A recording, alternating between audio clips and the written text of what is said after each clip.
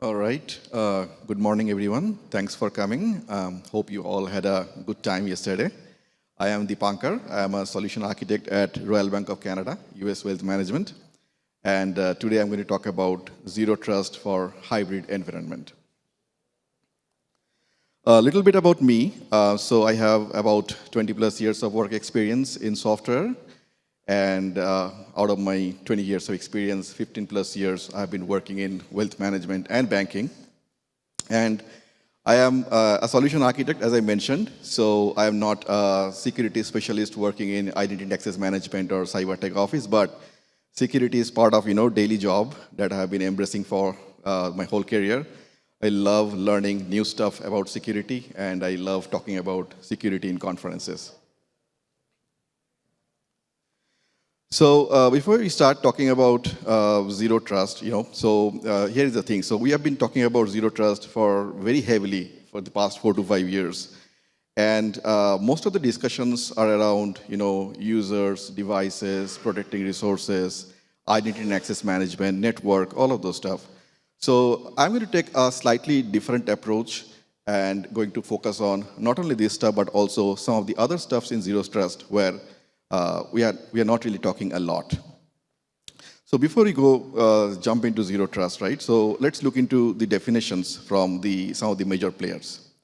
So the orange words that I've highlighted here, what I am trying to focus here is the differentiation in the definition of zero trust among all the companies. So even though it is based on primarily 3 core principles, as we know that never trust, always verify, provide least privilege access, and assume bridge, but the focus is not really just concentrated in those 3 areas. So while NIST talks about the network-based perimeter protection, user asset resources, which we mostly talk about, on the other hand, Microsoft, it focuses on transactions, systems, applications. CrowdStrike, it focuses on the inside or outside of organization's network and how do we protect those stuff, right? So there is, everybody's talking about zero trust, but there is, a variation in focus in how we should, implement zero trust or how do we see zero trust in an organization. A bit of a history. So we know zero trust is now a buzzword for the 4 or 5 years. We have been talking about zero trust, but it actually goes significantly beyond 4 or 5 years. So in 2010, John Kinderberg from Forrester Research first coined the term zero trust. Okay? And then in 2018, Dr. Chase Cunningham, who is also famously known as Dr. Zero Trust, he did a lot of work. He continued to work on developing and promoting the Forrester model. 2020 is a pivotal moment when our big player Google, they released the Beyond Corp remote access based on zero trust. And pretty much from there on, people started talking about zero trust. And today, as we speak, everybody is embracing zero trust widely across the industry. So why zero trust, became such a big thing that people are talking about it? So in my opinion, from my perspective, COVID has been the catalyst. So if we look into the timeline of our state of architecture in software, we can break it into 3 different segments. One is pre-cloud, that means till 2010. At that point, everybody was hosting their solutions and software in on-premise, right? There is very limited culture of remote work. And at that point, just securing the boundary of our organization, which is castle and moat, was sufficient, right?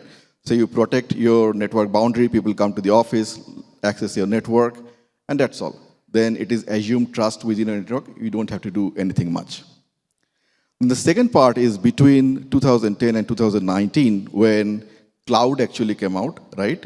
And people started embracing cloud. So at that point, we had a on-premise data center-based solutions, private cloud, public cloud, increased remote work, and the emergence of SaaS, software as a security. So at that point, slowly started kind of adopting the zero trust because it became a necessity due to the change in shift in infrastructure and platform and software, the way we build stuff. And then post-COVID, as we know, during COVID time, it was all remote and digital work, right? To support people and their life, there was an exponential growth in digital transformation. There is an exponential growth in SaaS usage, and therefore zero trust gained rapid momentum. If we look into the report that came from Okta, in 2021, 24% of the organization started working on zero trust, right when COVID was peak, right? And then in 2022, it bounced up to 55%. And today, you can say probably 100%. Everybody is trying to build their software using zero trust principle in mind. So let's just look into the guiding principles. So we know there are 3 core principles, right, which I alluded a few minutes back, that you always verify, never trust, you provide least privilege access, you assume that there is a breach. But if we just, break those down into actionable items that organizations or, people can leverage in building a zero trust solutions, these are the guiding principles. So we move from perimeter-centric to a resource-centric security. The network of choice is actually now internet, right? So there is actually nothing called intranet anymore because people can access anything from anywhere, from any device. And then zero trust, it is not really static, just like in cyber security, right? Nothing is static. With new threats, with new techniques, you always have to evolve. So likewise, zero trust is not something you just implement and it's all done. It is adaptive trust. You use technology, framework, and policies, combine everything together to implement zero trust. And then finally, you have to segment your solution into components, your infrastructure into segmentations, your network into segmentation to reduce the blast radius, right? So what does it mean? It means if one area of your software infrastructure is broken or breached, the problem is constrained within that area of your solution or infrastructure. It is not propagated across your organizations, right? There is no lateral movement. So these are the guiding principles to implement zero trust in our organizations. So this picture, it pretty much highlights like what's the difference, the fundamental difference or approach we have. We are taking zero trust implementation now. Pre-cloud, it's all like this castle type of architecture or security that you have been focusing on. So you have a castle, you protect your castle with walls and everything, and very hard to go inside the castle. But once you are in the castle, you can do anything. That's our pre-cloud network security or application security, whatever you want to say. And today with zero trust, we are kind of in an airport model, right? So nothing is trusted. You come to the airport, you are verified at the security check-in, you are verified during your boarding into the plane, and throughout your movement, any of your movement within the airport is monitored. You are tracked, right? So that's kind of shift in zero trust thinking or model that we have now. So in this talk, as I mentioned, I'm going to take a slightly different approach. So what I personally felt that even though a lot of discussions, a lot of blogs, a lot of people are talking at conferences, writing books, the focus on zero trust is heavily biased towards, verify the user, verify the devices, give access to this protected, this particular resource, make sure you have strong identity and access management, all of those stuff. But zero trust is not just about, those pieces of your software or, architecture. So in my opinion, zero trust should be at every layer, every level of what you do when you work on software. You need to think about zero trust principle while you are developing a software. You have to think about zero trust principle while testing your deployment pipeline, your software as a security implementations, and of course then AI, right? So for the next 20 minutes or so, as I'm going to talk about, I'm going to click in each of these circle here and explain like what zero trust means, why you should have zero trust, and what are the principles we should or best practices we should follow to implement the zero trust in each area of this circle. And even though it's shown in a cyclic fashion, so technically there is no dependency between each of those, right? They're kind of all independent. But as zero trust is not static, it is an adaptive trust. You are continuously changing and learning as you do. So I thought it is a good idea to present this in a cyclical mode. So with that being said, we're going to start with architecture, the first circle. So Here is our architecture pre-2010 era, right? It's a sample architecture for full stack web application, right? It's pretty standard. You have a login application to authenticate user against your organization's, let's say, Active Directory, your LDAP or user repository. And then you have a session-protected web application, which typically has, let's say, a single-page app. You have your backend services, and then you also have some enterprise service layer. Your network traffic is protected by your reverse proxies and load balancer, those kind of stuff, which takes care of, protecting your applications from bad traffic.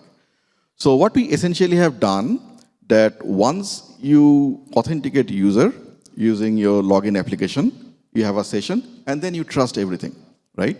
So when your backend service is calling to enterprise service layer, there could be maybe mutual TLS to protect the traffic to your enterprise service layer, but generally you are trusting the session that has been initially established. You are really not using the session that was initially established to further verify whether this backend service is allowed to call your enterprise service, right? Then we evolved. We had cloud. So with cloud, what happened is the full stack solution architecture within cloud, it kind of remained the same, right? But there is a lot more variety, a lot more options. So think like you're in a flower garden, right? And you have many flowers to choose from what you like, right? So likewise in cloud platform, we have like a storage garden where there are so many types of storage, right? There is a garden of runtimes. You have serverless, you have Lambda, you have Kubernetes, you have EC2, right?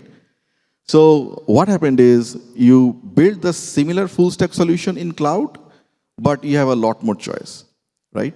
Now what actually came out is now as you are running in cloud, let's say in public cloud, a lot more security that you need to take care of. So how your internal people are going to access the resources in cloud, how they're going to configure it, right? They are outside of your network boundary. Then you have to think about multi-tenancy, right? So in cloud platform, you are most of the time sharing storage and compute. How do you ensure that your data is not leaked from, your data is not leaked into other organization running in the, sharing your compute and storage with you, right?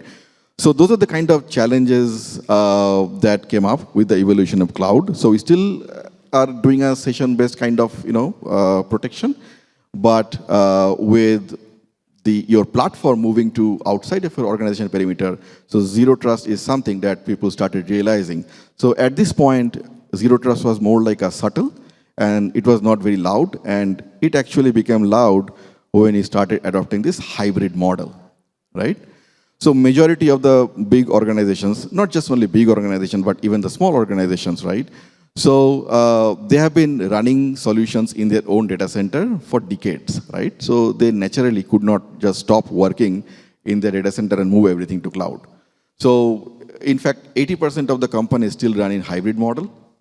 So with hybrid model, now things are a lot more complicated. So as you can see, it is a mix of what you had in your data center and now also what you now have in the public cloud. On top of that, you also now have a garden of SaaS, like things like Okta or Salesforce or let's say ServiceNow, right? What else? So here, implementing a zero trust principle is now very loud and necessary, right? So who is accessing your traffic in the cloud, right?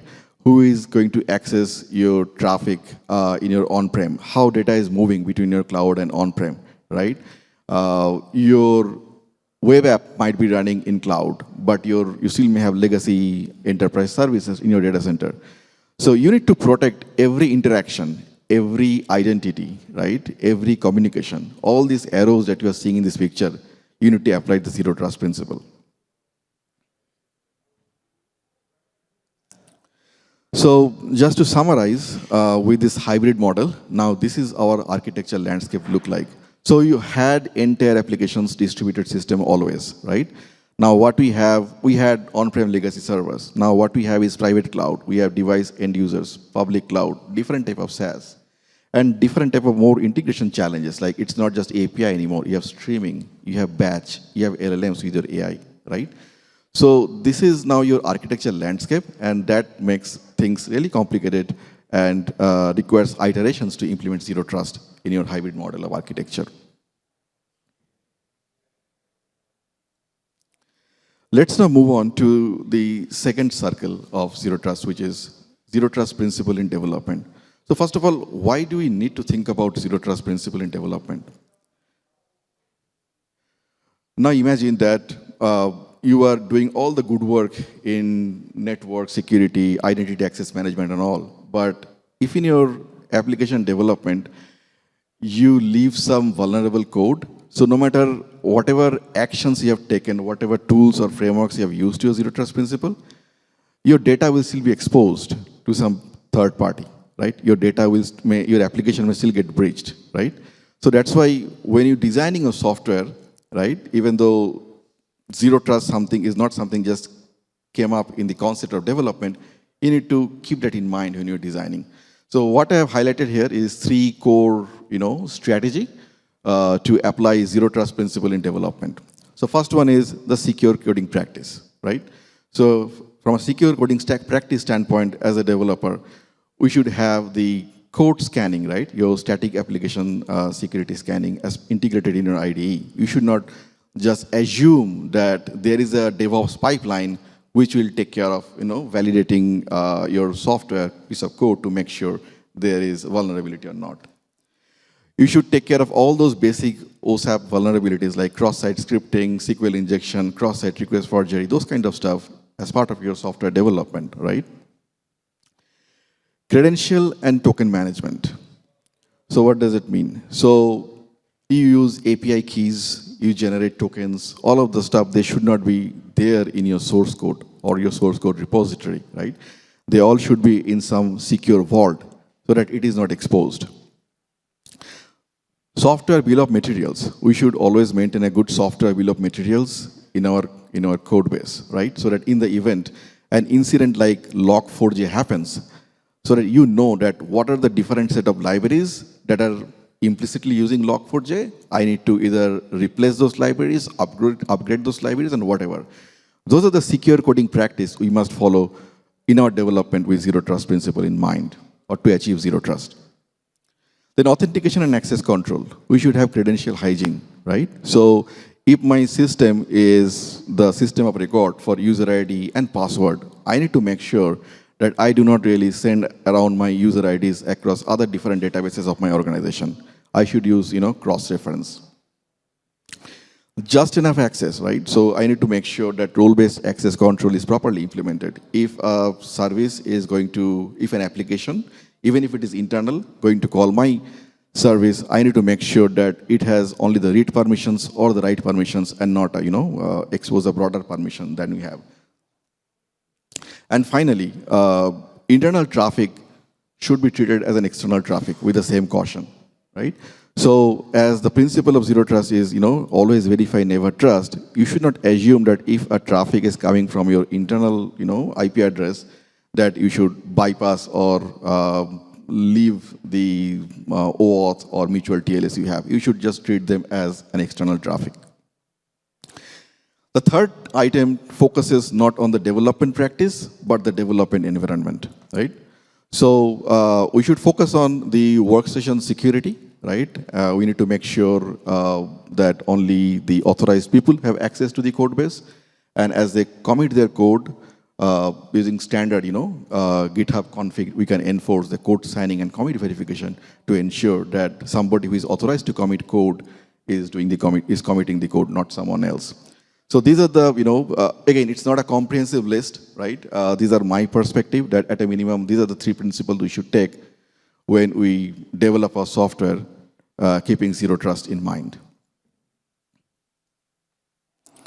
The next part is zero trust principle in testing, right? So why it is important to have a zero trust principle in testing?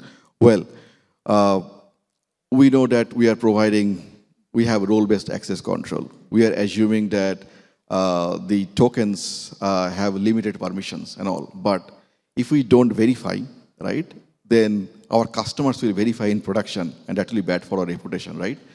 So When you're doing testing, here are the core principles that we need to keep in our mind when designing, when running our test cases or preparing our test suite. So we should test for the malform input, right? The expired tokens. We must explicitly verify the authorization boundaries, right?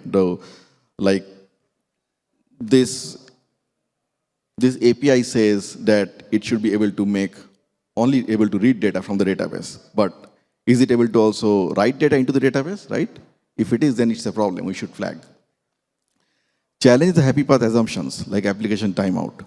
What does that mean? So you all know about what application timeout. What is the big deal about application timeout?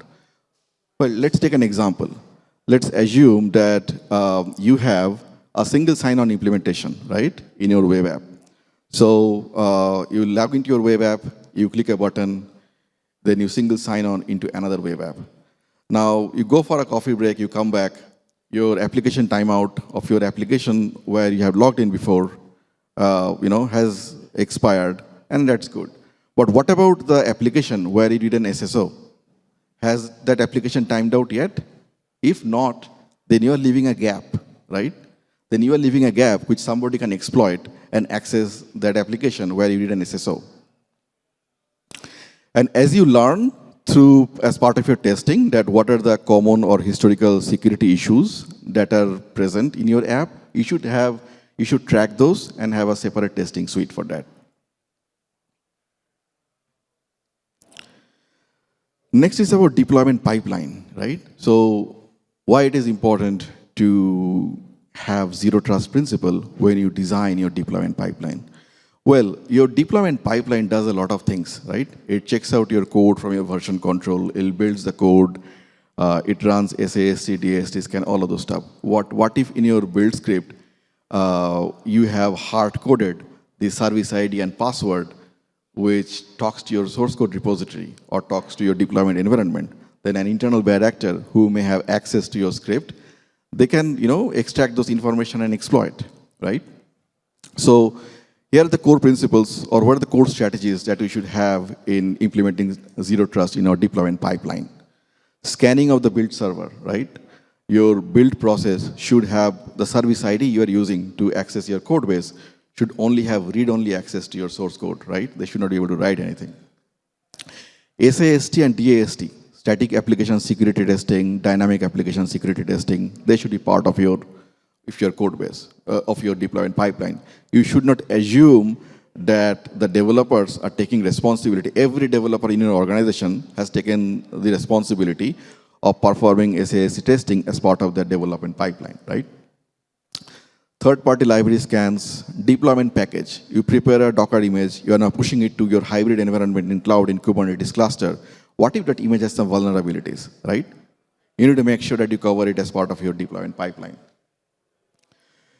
And again, like the second last one, you should store your service IDs as secrets in vaults, right? They should not be hard-coded in your code base. And last but not least, we should have a good audit log for a pipeline, like who has done the deployment, what they deploy, when they deploy, in which environment they deploy. These are very important so that in the event an incident happens, like one of the principles of zero trust, which says assume breach. When breach has happened, what do you do? How do you react? So that's where our audit log comes into the picture. So if something happens, we can see like who did, when did, where they did, and in which environment they did, so you can take some action to fix the issue. Before we move on to the next one, just a quick question. So does it resonate? Are you like implementing zero trust principle as part of your development, testing, or deployment pipeline? Anyone in the room? Feel free to raise your hand. Thank you. So I see one hand. All right. Okay. So the next one is the zero trust in networking. Well, this is the area of zero trust which is most talked about, right? So when it comes to zero trust in networking, it is not just about blocking the bad traffic. It's like firewall everywhere. Not a physical firewall, but a logical firewall, a software firewall. It is everywhere as part of your entire implementation. Micro-segmentation, right? So segment your network into small pieces so that in the event one area of your software or network is breached, the problem is isolated in that area, right? It is not propagated into other areas of your organizations or systems. So microsegmentation, like two strategies. You may not be able to do or implement microsegmentation in your on-prem legacy environment due to the challenges, right? So from there, your firewall and static IP address-based, protection is still the way to go. But as you are working in hybrid platform, in your cloud and all, we have a lot more opportunities. We have policies, we have softwares and all, which you can apply to implement dynamic microsegmentations. Pretty much all big players are offering softwares for dynamic microsegmentations like Illumio Zero Trust or Palo Alto, Prisma Cloud, Akamai, CrowdStrike. Everybody has softwares to implement microsegmentations. And finally, monitoring. Like none of my circle had monitoring, but monitoring is a critical piece in implementing Zero Trust. And the reason I did not have it because monitoring is kind of horizontal, right? Whether you are deployment, testing, DevOps, architecture, networking, monitoring is everywhere. So monitoring is extremely critical when it comes to networking. With proper monitoring, you can see like how the traffic is flowing between internal network of your applications, which is east-west traffic, and also how it is flowing between your hybrid platform and your organizations, which is north-south traffic. So how this monitoring is important, I will give you a recent example from my personal life. So my daughter's birthday is coming up next month, and my wife, she has been using one of the major pharmacy organization's website to design a banner and design some mugs for our guests as a return gift. So she has been working the whole weekend in designing all of those stuff, and she started working on Friday and spent few hours, worked on Saturday, spent few hours, and Sunday also she was working, and she just came to my room and said, I am not able to access the website anymore. I am seeing some white page with whatever some alphanumeric code is written. So then I tested the website from my computer and from my phone and all. So basically I found that it's actually blocked. It's blocked from the IP address that my router is exposing to the external internet. So what happened is that website, they must have monitoring in place, network monitoring in place. So even though it was not really a DDoS attack trying to take down their website, but possibly that their endpoint detection and response service, EDR, detected something unusual, that from this IP address, why in the last 48 hours there has been traffic for 8 to 10 hours combined. Is someone trying to do some bad things? So from a security standpoint, like from a proactive security measure standpoint, they just block the traffic. Okay? So it was a false negative, but not good for the customer. But this is like one example where monitoring is super important when it comes to networking. The next one is SaaS and Zero Trust. This is one of my favorite topics. So I love talking about SaaS. So why it is important to talk about SaaS and Zero Trust? Well, when it comes to hybrid environment, it's not just about you have something in cloud and something in on-prem data center. You are using hundreds of SaaS applications, which are third-party applications running in cloud. And I felt that the discussions are not very focused yet on what are the principles we should take into account when integrating a SaaS app in our system. So if you look into the stat, this is like from Gartner. If an organization has, about 5,000 employees, it's quite likely that they are using on an average 125 SaaS applications. Now, there is a 300% increase year-over-year breaches just for SaaS. The amount of money it is costing our industry is 4.88 million per month for SaaS breaches. And 1 out of 5 SaaS apps in our organizations is lacking governance. So if you have 125 SaaS apps on an average in a large organizations, you have about like 1/5 of those, which is like how much? 25, right? So you may have roughly 25 SaaS apps in organizations which are not really governed well and therefore potential for breaches and data leaks. So what are the different reasons that we have SaaS breaches? Let me see how I'm going with time. Okay, we have 30 minutes. So over provisioning of access and misconfigurations is one reason that why we have SaaS breaches. So the principle of zero trust, which says just enough access, right? Principle of least privilege. This is where we often fail when you integrate SaaS in our organizations, right? So we configure in a multi-tenant environment. We provide more access, misconfigurations, and a reason for SaaS breaches. Account takeovers is another reason. So identity and access management, right? The most talked about, principle when it comes to zero trust. Account takeover happens because often we still lack multi-factor authentication. Data sprawl. So as SaaS lives outside of our organization, we often bring data from SaaS to our organizations for reporting and other purposes. And due to lack of well governance, the sensitive data sometimes we just move around across different downstream applications, exposing our data. SaaS mesh. So SaaS is such a huge thing that SaaS is using SaaS internally, right? And if there is a security hole in one of the SaaS applications, that kind of opens a lateral gateway for attack. And finally, shadow IT. So as I mentioned, 1 out of 5 SaaS apps, they lack in governance. And in that case, what happens is your internal employees, they are accessing your SaaS app and you just don't know that somebody is accessing your SaaS app and your data is at risk.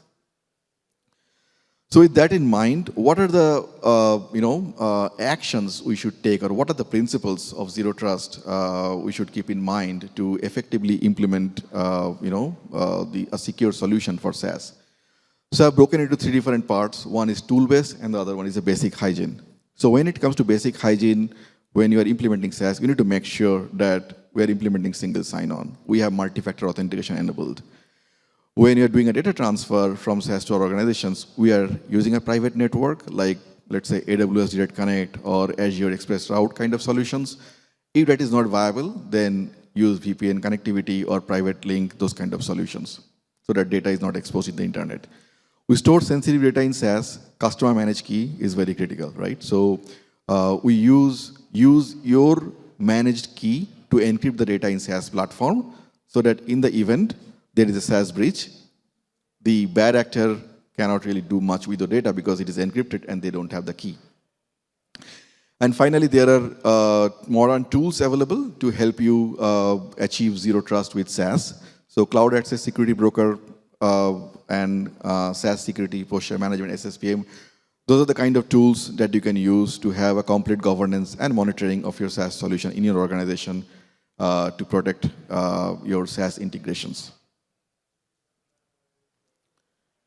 We move on to the next one, which is AI, right? So these days, because now AI is not conceptual anymore, it is real. A conversation is unfinished if we do not talk about what are the threats with AI and how do you implement zero trust principle when leveraging AI solutions.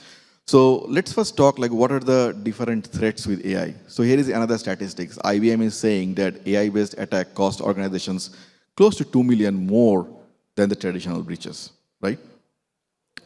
And even though AI has not really, created a lot of new type of attacks, but with AI, we are exploiting the traditional cyber attacks at a much more faster pace. Therefore, it makes more challenging for us to protect our software and organizations and infrastructure from AI attacks. So some of the examples that of attacks that happens on large language models, like poisoning training data, right? So you train your large language model so it can effectively function and produce your desired output. But by data poisoning, you change the outcome of your LLM, right? Which is a concern. Then playing smart, using creative prompt and extract sensitive information from your systems by tricking LLM is another concerning attacks with AI. And then adversarial attack is the third type. Here, you manipulate the input data to change the behavior of the model and therefore changing the outcome, which is a risk. The other types of attacks and threats with AI, which warrants us to implement zero trust principle, is Copilot or shadow AI, right? So Copilot is like in every software that we use these days, we see a Copilot feature, right? Everybody, hey, we have a Copilot, go use it. But this Copilot is using LLM, right, behind the scene, and you are feeding your data to this LLM. Now, depending on how the software, if it is a third-party software, SaaS software, how they're managing their LLM, how they're training it, how they're sharing it, your data may get exposed to other parties. Sophisticated phishing attacks, so it kind of goes with it's kind of related to the other thread that I mentioned, that exploit traditional cyber attacks at a faster pace. So the phishing attack goes in the same model.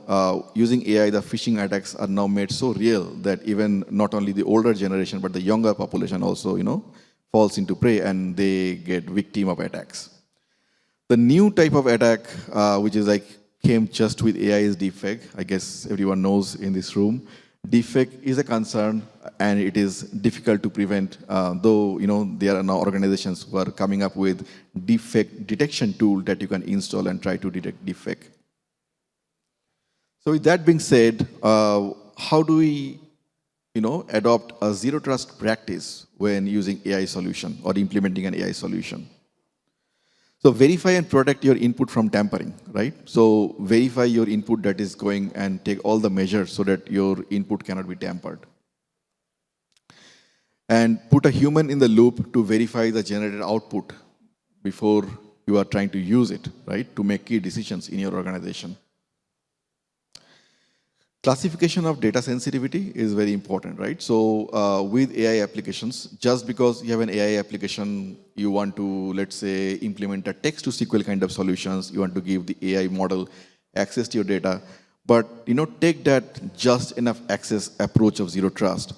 Only share those schemas of your database or those documents of your organizations with AI that is needed for your use case, right? Don't just expose everything to your AI app to control the exposure. And verify third-party applications with your training policies and data handling. And then the last one is aligns with the micro-segmentation concept, right? So you isolate your AI apps in the network and provide limited access to your internal applications. So that you have an AI app, it is in production, but just like you don't want to give more access to data to your AI app than it is needed, likewise, you put your AI app in a network, isolate the segment, and only using your firewall rules, right, give access to limited number of internal applications so that in the event something bad happens, the blast radius is short. There's one more. So train and raise awareness about deepfake like phishing emails. So we don't really have a good strategy, but as I mentioned, companies are now developing deepfake detection tool to protect. And then we are at the last circle of that, model of the grounding principles of zero trust. So it's about data protection. So data is your most prized asset in your organization. It is always at risk, where it is created, stored, accessed, or deleted. So what does data protection mean? So data protection means who can access my data, why they need access to my data, and how much access they should need, right? In my mind, that's in simple words, data protection. And how do we typically protect our data? Well, those well-known things like you encrypt your data in transit, you store your data encrypted, all of those kind of stuff. But what we should do with zero trust principle in mind, that keep in mind those just enough access principle when giving access to your data. That means even if somebody has access to your table data, right, leverage the role-based access control to give just enough access to the records in your database, right? So there are row-based data protection solutions available. There are column masking solutions available. You can even go ahead and implement a column-level encryption if you want. So all of those models are available, and you leverage those to apply zero trust principle in data protection. And the next one that is interesting that I learned recently and I thought I should talk about in the conference is, zero trust data resilience. So what does it mean?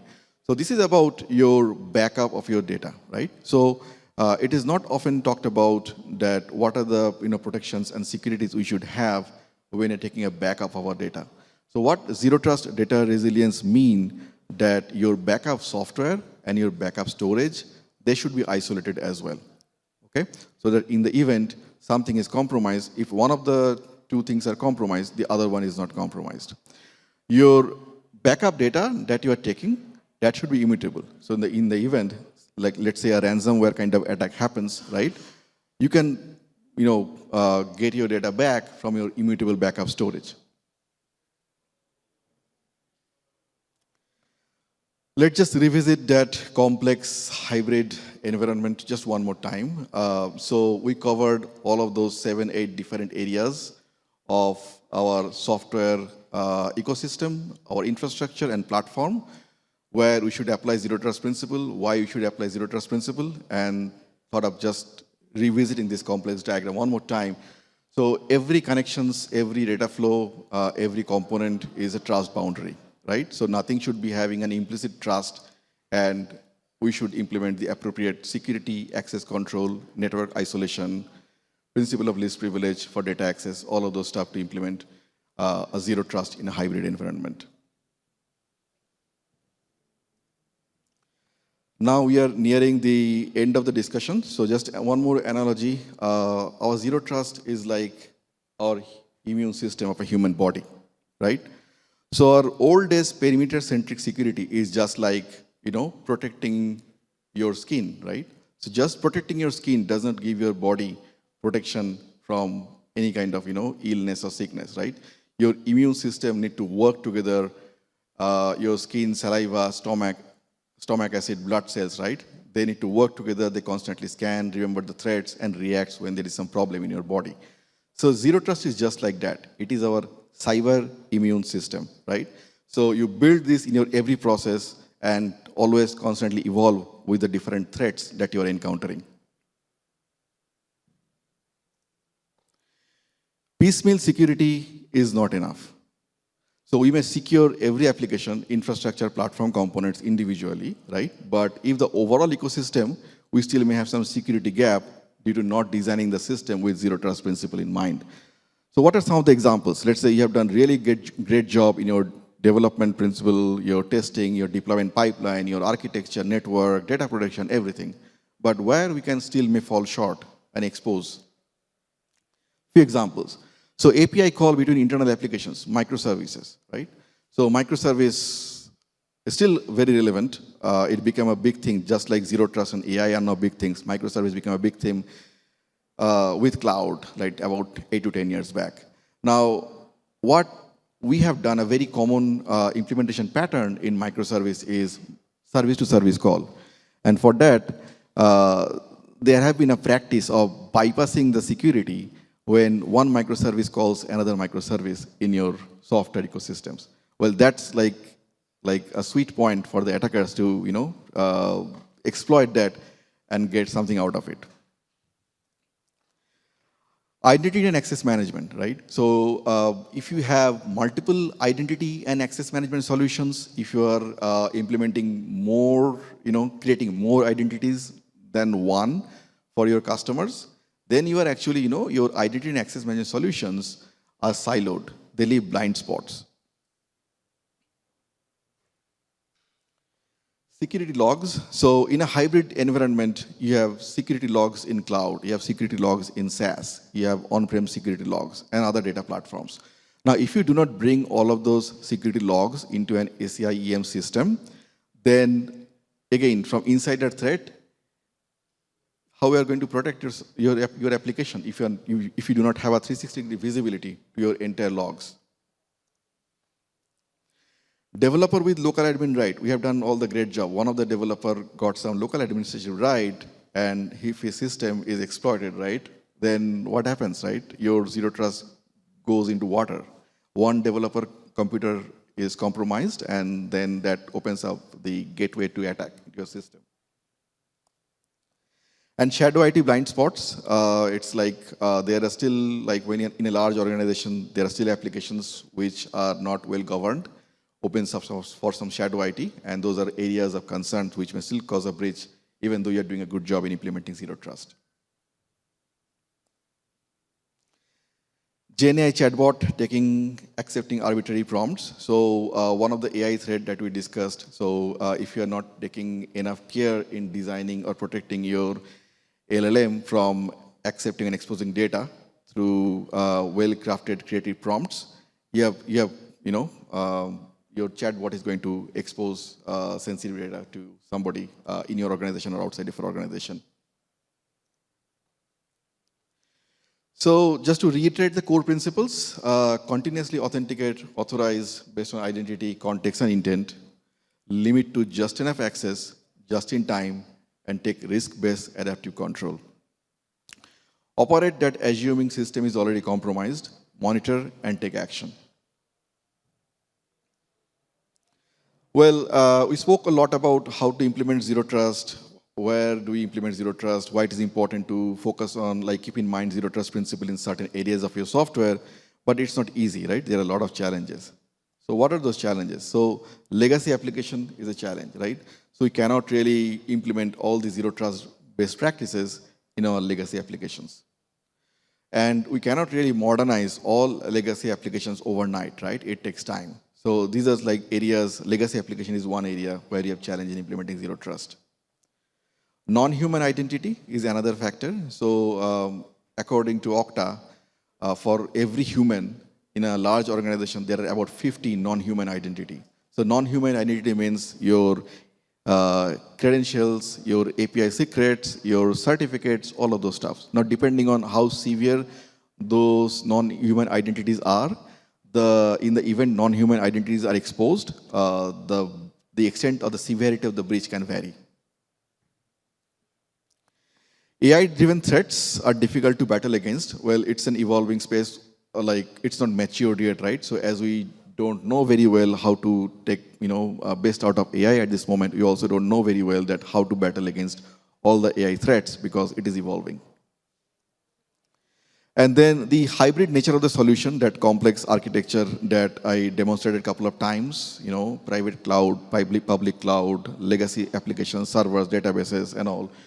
This hybrid nature of the solution, it really makes it difficult to implement zero trust.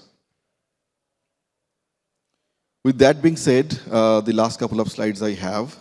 So do the basic things right when you start with implementing zero trust in organizations. Verify every user, device, access channel. Analyze everything. Who needs access, how much they need access, and what they can do when they get an access. Assume that breach will eventually happen, so having a continuous monitoring and action plan for fast remediation is super critical. From core technical standpoint, like the basic things that we should do right are encryption, multi-factor authentication, single sign-on, and zero trust principle in development, testing, and deployment. With that being said, that's pretty much a recap of what we spoke. So we started with the guiding principles of zero trust. We looked into the different architecture evolution in hybrid environment and how zero trust concept has evolved over time and how to implement zero trust. And then we looked into the ground up zero trust, like development, testing, deployment, networking, and all. We focused on SaaS and AI for zero trust. And finally, then we discussed data protection with zero trust principle in mind.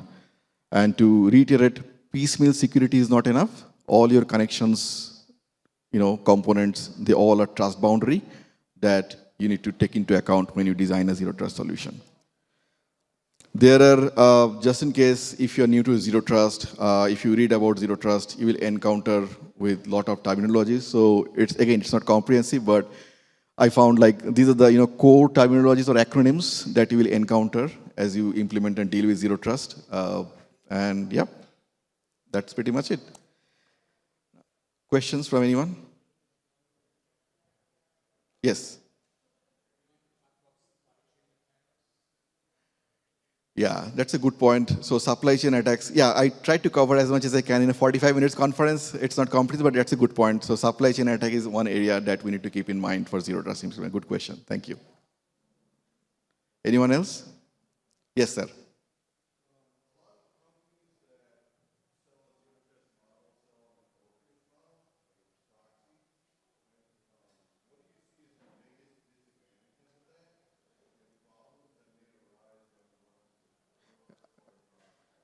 I'll just come over. I was not able to hear it very clearly. Maybe you take the microwave so everyone can hear it. So a lot of companies that sell zero trust as a product, they sell a lot of it on like a broker or a proxy is something you would go through. What do you see are the biggest disadvantages of that and issues and roadblocks that come up with using a proxy or a brokerage? Our company tried, we ran into a lot of issues for external people with ports and protocols, like SMB traffic is sticky. That TCP connection has to be all the time, and that brokerage and that proxy can't handle that. It can't handle that sticky connection. So like trying to open a file share internal was impossible on zero trust. So just seeing what your thoughts are. Yeah, so that's a good question, and I don't really have a great answer for you. But the way I personally see this is zero trust is not just a tooling, right? So like companies who are building some zero trust products, those are like focused products to solve these kind of problems. But ultimately, zero trust is a culture. So you, in your organization, you'll have to assess what is actually what you have in your garden, right? And what are the gaps we have where we have security holes, and some of the gaps that we cannot solve by ourselves by designing solutions. What products are available in the market that can solve it? So that's how I would say we should move forward with zero trust, and I don't think a single tool can solve the problems to implement. If that answers your question, thank you. Any other questions from anyone? All right. If not, then that's pretty much it. Here is my contact information. So my email, my LinkedIn. And I do a lot of one-on-one discussions and mentoring in ADP List, just in case if anyone is interested. Thank you for coming.